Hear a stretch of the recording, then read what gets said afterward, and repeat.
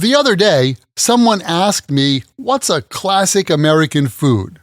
The beloved hot dog is the first thing that comes to mind.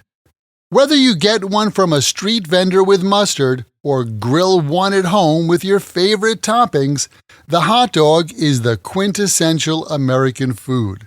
Let's discuss. Welcome to another Happy English podcast coming to you from New York City. And here's your English teacher, Michael. All right, thank you, John, and thanks, everyone. It's Michael here from Happy English, and I help people speak English better.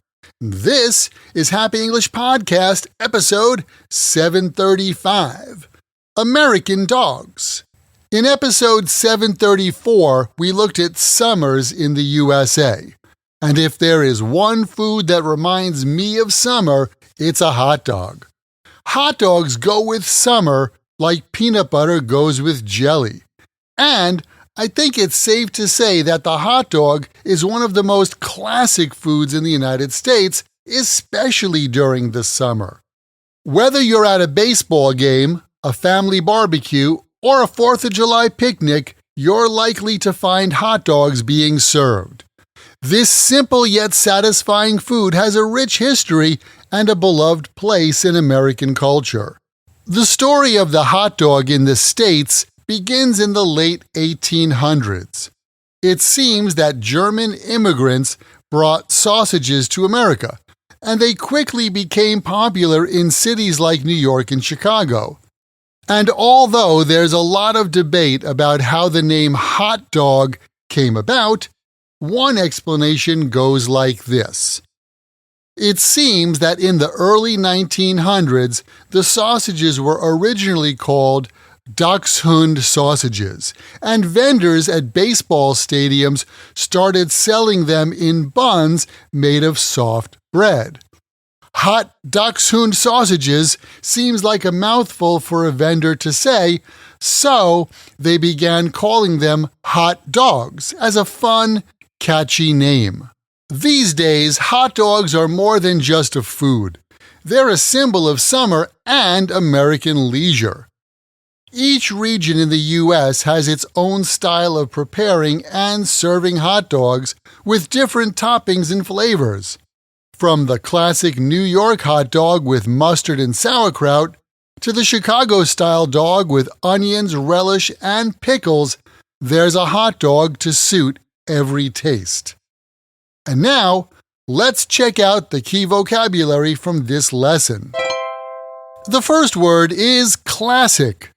Something that is a classic is a traditional or standard example of something which is very popular. For example, there's nothing like a classic hot dog with mustard and ketchup on a sunny day. Hot dogs are a classic food at summer barbecues and baseball games. The New York-style hot dog is a classic choice for anyone visiting the city. And who better to buy a hot dog from in New York than a vendor? A vendor is a person or a company who sells something in a public space. Here are some examples. At the baseball game, we bought hot dogs and popcorn from a vendor. There are a lot of street vendors selling hot dogs in New York City. In the morning, you can find coffee vendors and then lots of other vendors at lunchtime. The next word is toppings. Toppings are foods that are added on top of other foods to enhance the flavor. For example, pepperoni and sausages are popular toppings for pizza in New York. Some common hot dog toppings include mustard, ketchup, and onions. The ice cream shop has a variety of toppings from chopped nuts to M&M candies. And finally, we have the adjective beloved. Something or someone that is beloved is deeply loved or cherished. Here are some examples. Hot dogs are a beloved food at summer picnics across the country. Shohei Ohtani is one of the most beloved baseball players these days. John Lennon's beloved wife Yoko turned 91 this past February. Keep in mind, the best way to remember this and any other word or phrase in English is to take that word or phrase, write it in a sentence that's true for you or true in your world, and then memorize your sentences. By the way, can you imagine getting the chance to practice this kind of English with me directly? You can get more practice using your English when you join my Podcast Learners Study Group. There, you can make new friends. Join us for live group lessons every week where we practice these podcast lessons together. Plus, you get access to the PDF transcript and audio download for every Happy English podcast in the past and in the future. And on top of that, each episode has exercises where you can practice this English point with speaking and writing checked by me. To learn more, just visit myhappyenglish.com and choose podcast lesson 735.